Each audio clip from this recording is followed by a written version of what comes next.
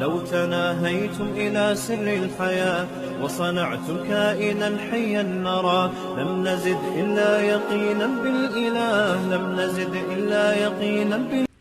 ہمارے ایک دوست ہیں امریکہ سے, انہوں نے بتایا کہ یہاں ایک چائنیز ہے, وہ کہتا ہے میں کمبخت کسی غریب باپ کے گھر پیدا کیوں ہو گیا, اپنے ابا کو تانے دے رہا ہے کہ میں ان کے گھر پیدا ہوا, کاش کسی مالدار کے گھر, بولو نا, کاش کسی پیسے والے کے گھر جو غریب. حالانکہ جو امریکہ میں چائنیز رہ رہا ہے وہ اتنا غریب نہیں ہوگا امریکہ, ورنہ پہنچا کیسے, وہ کچھ تو پیسہ ہوگا نا. تو یہاں تک انسان اخلاقی طور پر گر جاتا ہے کہ اس کو اپنے ابا پہ اعتراض ہوتے ہیں, کاش میں اس کے گھر پیدا نہ ہوتا, کہیں اور پیدا ہو جاتا, یہاں تو روٹی نہیں ملتی کھانے کو. اور اس سے بھی زیادہ گرتا ہے نا اخلاقی طور پر, تو جو فیملی پلاننگ والے جو سبق سکھا رہے ہیں اس پہ آ جاتا ہے کہ کاش میں پیدا ہی نہ ہوتا, کیونکہ جب ابا آپ اتنے غریب تھے تو 2 کے بعد آپ کو روک لینا چاہیے تھا نا, تیسرا مجھے کیوں پیدا کیا آپ نے, جب آپ کے پاس کھلانے کے لیے روٹی نہیں تھی تو پیدا کیوں کیا. یہ اچھی باتیں ہیں.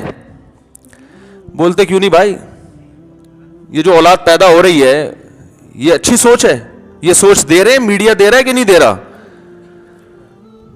بولو نا بھائی. یہ سوچ میڈیا دے رہا ہے کہ جب روٹی نہیں ہے تو 2 کے بعد بریک لگا لیتے ہیں. بلکہ اور ترقی کے 2 بھی کیوں پیدا کیا کہ ان کو بھی تو روٹی کھلانی ہے نا بھائی. پھر یہ ہونا چاہیے جس کی تنخواہ 1 لاکھ وہ 3, 50,000 والا 2, جو 25,000 والا ہے وہ 1, اور 25 سے کم والوں کو پیدا کرنے کی اجازت ہے ہی نہیں. پھر فارمولا تو سیدھا سیدھا ہو, سب کے لیے ہونا چاہیے نا.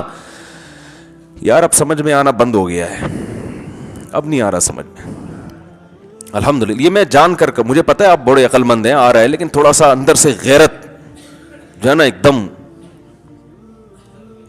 اگر کیلکولیشن پہ اولادوں کا سسٹم ہو, جیسے کہ گورنمنٹ یہی چاہتی ہے کہ غریب آدمی کے زیادہ نہیں ہو, تو پھر تو تنخواہ کے حساب سے ہونا چاہیے. 5,000 والے کے 1 بھی نہ ہو, تمہارے پاس تو خود کھانے کو روٹی نہیں ہے, اس کو کہاں سے کھلاؤ گے. 10 والوں کو 1 ہو, اس کا بھی نہیں ہے, 10 میں کہاں پلتا ہے انسان. تو 1 کروڑ والے کو اجازت ہونی چاہیے, اس کے 25-30 ہو جائیں تو کوئی مسئلہ نہیں ہے. لیکن کام پتہ ہے کیا ہو رہا ہے, الٹا. غریب کے زیادہ ہیں, مالدار کے کم ہیں. اس سے پتہ چلتا ہے کہ غریب اللہ پہ توکل کرتا ہے, اس میں پیسے کی ہوس نہیں ہے. جتنا پیسہ آتا ہے ہوس اتنی ہی ساتھ آتی ہے. یہ پیسے کا مسئلہ نہیں ہے کہ بچے کم یا زیادہ, یہ اندر کی بیماری ہے, بخل, کنجوسی. میرا پیسہ میں کھا جاؤں, مجھے نہ بچوں کی اسکول کی فیس دینی پڑے, نہ کھلانا پڑے, سب میں سانپ بن کے بیٹھ جاؤں اس کے اوپر. تو یہ ہوس جب ہوتی ہے نا تو سب سے پہلے سکون چھاٹ ہوتا ہے, اور جو اس کی تباہیاں آتی ہیں معاشرے میں وہ ایک الگ ہے. اسی پیسے کو لے کے چاٹتا رہے گا بڑھاپے میں بیٹھ کے. کوئی محبت, پیسے بولتے ہیں, باتیں کرتے ہیں. ارے بڑھاپے میں یہ جو آپ نے پیسہ بچا لیا نسل روک کے کہ اتنا پیسہ, میری اتنی جائیدادیں, یہ بحریہ ٹاؤن کے پلاٹ بڑھاپے میں آپ کی تنہائی دور کریں گے. باتیں کریں گے آپ سے بیٹھ کے, قائد اعظم بولیں گے بھائی نوٹ پہ جو ہے, مسکرا کے آپ سے بات کریں کہ تو نے میری حفاظت کی ہے بھائی. بلکہ اس پیسے سے آپ کو بندہ لینا پڑے گا کرائے پہ جو آپ کے ساتھ بیٹھ کر باتیں کیا کرے. جیسے کہ جاپان میں, جیسے ہمارے ہوتا ہے نا رینٹ ا کار, جاپان میں رینٹ ا بندہ, حقیقت ہے, آپ ویب سائٹ پہ سرچ کر لیں. بوڑھے لوگوں کے پاس اولادیں ہوتی نہیں, نہ بہویں, نہ پوتے, نہ نواسے, کچھ بھی نہیں ہے. ہمارے ہاں تو بوڑھے کو پوتوں نواسوں سے, بہوؤں سے فرصت ہی نہیں ملتی. اس کو سمجھ میں نہیں آ رہا ہوتا بقرعید والے دن کس کی دعوت پہ جانا ہے, کہاں, کس کو ڈیلے کرنا ہے. رونے والے ہیں, اس کے غم میں شریک ہونے والے. یہ کب سے آپ نے فرض کر لیا کہ ہمیشہ ایسے ہی جوان رہوں گا؟ یہ کون سی حدیث میں آیا ہے بھائی تمہارے بال سفید نہیں ہوں گے, تمہارے سر سے بال نہیں گریں گے, تمہاری کمر نہیں جھکے گی, ہے بھائی تمہارے منہ میں ہمیشہ دانت رہیں گے؟ یہ کوئی حدیث ہے یا کوئی میڈیکل سائنس کی کوئی رپورٹ ہے تو پیش کرو میرے بھائی. ہمیشہ ایسے تھوڑی رہو گے. ابھی اللہ نے جوان رکھا ہے, کھلا بھی سکتے ہو, خاندان بڑھا بھی سکتے ہو, ابھی صلاحیت ہے. جب بوڑھے ہو گئے تو خاندان تمہیں کھلائے گا, تو ہوگا تو کھلائے گا نا, ہوگا تو محبت دے گا, ہوگا تو تمہارے دکھ درد میں شریک ہوگا. پڑوسی نہیں پوچھتے, وہ وہ کیوں پوچھیں گے؟ ان کی اپنی ٹینشنیں کم ہیں.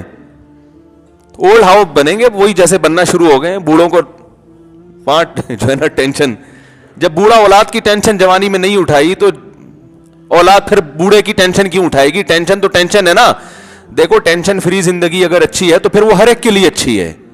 تو ماں باپ کے لیے اگر اچھی ہے کہ اولاد سے کی ٹینشن سے بچیں, تو اولاد کے لیے بھی اچھا ہے کہ وہ بھی ماں باپ کی ٹینشن سے بچیں. تو ٹینشن فری. لیکن یہ ایسی ٹینشن فری زندگی ہے جو فل آف ٹینشن ہے. سمجھ رہے ہو نا؟ کیونکہ آپ اللہ کے بتائے ہوئے طریقے سے ہٹ کر ٹینشن ختم کرنے کی کوشش کر رہے ہو. تو قرآن نے کہا ہے کہ تم اللہ کے بتائے ہوئے طریقے سے ہٹ کے ٹینشن ختم کرو گے تو یہ اللہ سے بغاوت ہے. اور جو اللہ سے بغاوت کرے گا, نسوا اللہ فانساہم انفسہم, اللہ کو بھولو گے اللہ تمہیں تمہارے فائدے کی چیزیں بھلا دے گا. تو یہ فیملی پلاننگ والے جو لوگ ہیں نا, یہ اس طرح کے لبرل لوگ, ان بیچاروں کی اپنی زندگیاں برباد ہو گئی ہیں. ان کے ٹیلی ویژن کی مسکراہٹوں کو دیکھ کے کبھی بھی متاثر ہونے کی کوشش مت کیا کرو. یہ طبقہ بڑا نظر آتا ہے, خوش و خرم, ماشاءاللہ ایجوکیٹڈ ہے اور ماشاءاللہ بڑی ہنسی گپ شپ ہے. پاگل ہے, پاگل ہوئے ہیں ٹینشنوں سے. زندگی میں سکون نہیں ہے. اس ٹماٹر والے کی زندگی میں زیادہ سکون ہے جو ریڑھی لگاتا ہے, گھر جا کے اپنے 10-12 بچوں کو کھلاتا ہے, جو اللہ اس کو توفیق دے, سوکھی روٹی کھلا دے. کچھ نہیں ہوتا سوکھی روٹیاں کھانے سے بھائی. ایک صاحب مجھے کہنے لگے, یہ میں جو بار بار فیملی پلاننگ پہ آتا ہوں نا, مقصد کیا ہے اصل میں؟ بخل, سوچ کو ختم کرنا ہے. دل کیا ہو رہا ہے؟ چھوٹا. میرا پیسہ میری دولت, میری جیب, میرا پیسہ میری دولت. توکل, اعتماد ختم. تو مسلمان کی اور کافر کی زندگی میں فرق آہستہ آہستہ ختم ہوتا جا رہا ہے. تو اس کا نتیجہ یہ نکلے گا کہ آج وہ جہاں پہنچے ہیں کل ہم وہاں پہنچ چکے ہوں گے. تو وہ بیچارہ اس امید, اس ٹینشن میں ہے کہ میں غریب کے گھر پیدا. بولو بھائی کیوں ہو گیا؟ ہمیں اسلام نے بتایا کہ غربت کوئی عیب نہیں ہے.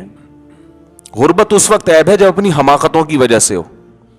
جیسے بعض نوجوان چھڑے چھاٹ, نہ گٹکے کے پیسے ہیں, نہ سگریٹ کے پیسے, نہ چائے کے پیسے, ہر وقت بھیک مانگتے رہتے ہیں لوگوں سے, ابا اتنے پیسے دے دو ابا. تو یہ غربت خوشی کی چیز نہیں ہے, ٹھیک ہے نا.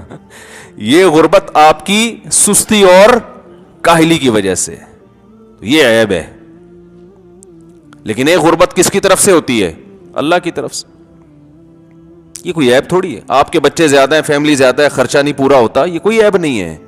ہوا و حرص والا دل بدل دے,